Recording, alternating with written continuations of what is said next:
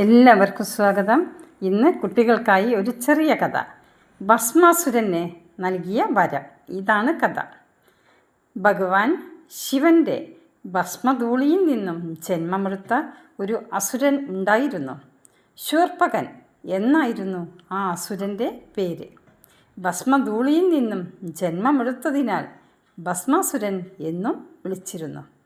തികഞ്ഞ ശിവഭക്തനായിരുന്ന ഭസ്മാസുരൻ തനിക്കൊരിക്കലും മരണം സംഭവിക്കാതിരിക്കാനായി ഭഗവാൻ ശിവനെ ധ്യാനിച്ച് തപസ് അനുഷ്ഠിക്കാൻ തുടങ്ങി.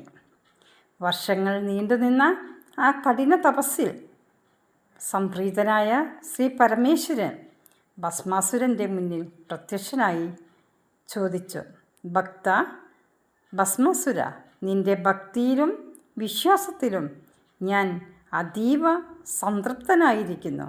നിനക്ക് എന്തു വരമാണ് ഞാൻ നൽകേണ്ടതെന്ന് പറഞ്ഞാലും.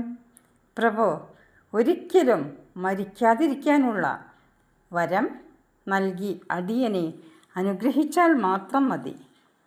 മഹാദേവൻ പറഞ്ഞു, ഭക്ത, അത്തരമൊരു വരം നൽകാൻ ഞാൻ അശക്തനാണ്.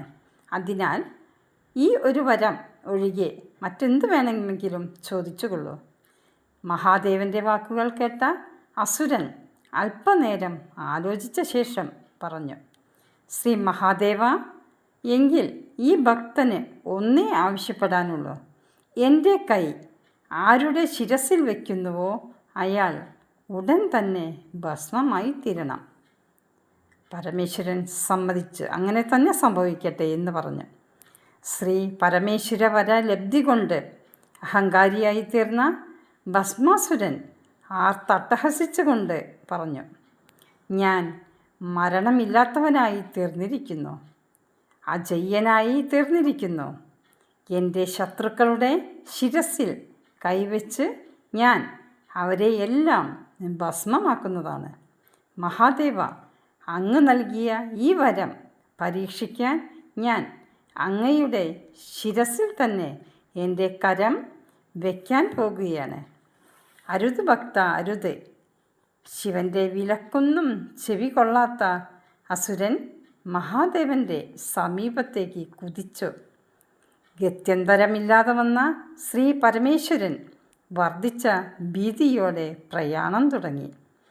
ഭസ്മാസുരന് നൽകിയ വരം വിനയായിത്തീർന്ന പരമേശ്വരനെ രക്ഷിക്കാനായി വിഷ്ണു വീണ്ടും മോഹിനി രൂപം കൈക്കൊണ്ടു ശിവന് പുറകെ ഓടുന്ന ഭസ്മാസുരൻ്റെ മുന്നിലെത്തി. മോഹിനിയുടെ സൗന്ദര്യത്തിൽ മയങ്ങിയ അസുരൻ അവളോടൊപ്പം ആനന്ദ നൃത്തം ചെയ്തു. മഹാദേവന് അപ്പോഴാണ് ശ്വാസം നേരെ വീണത്. മോഹിനിയുമായുള്ള ആനന്ദ നൃത്തം കൊടുമ്പിരി കൊണ്ട് നിൽക്കുന്ന അവസരത്തിൽ ഭസ്മാസുരൻ അറിയാതെ അയാളുടെ കൈ സ്വന്തം ശിരസിൽ സ്പർശിച്ചു. ഉടൻ തന്നെ അസുരൻ ഭസ്മമായി തീരുകയും ചെയ്തു. ഭസ്മാസുരന് നൽകിയ വരത്തിൻ്റെ വിപത്തിൽ നിന്നും തന്നെ രക്ഷിച്ച വിഷ്ണുവിൻ്റെ അടുക്കലെത്തിയ മഹാദേവൻ ഭഗവാന്റെ മോഹിനി രൂപം കണ്ട് മയങ്ങിപ്പോയി. ഇതാണ് കഥ. ബാക്കി കഥ അടുത്ത ദിവസം പറയാം. എല്ലാവർക്കും നമസ്കാരം.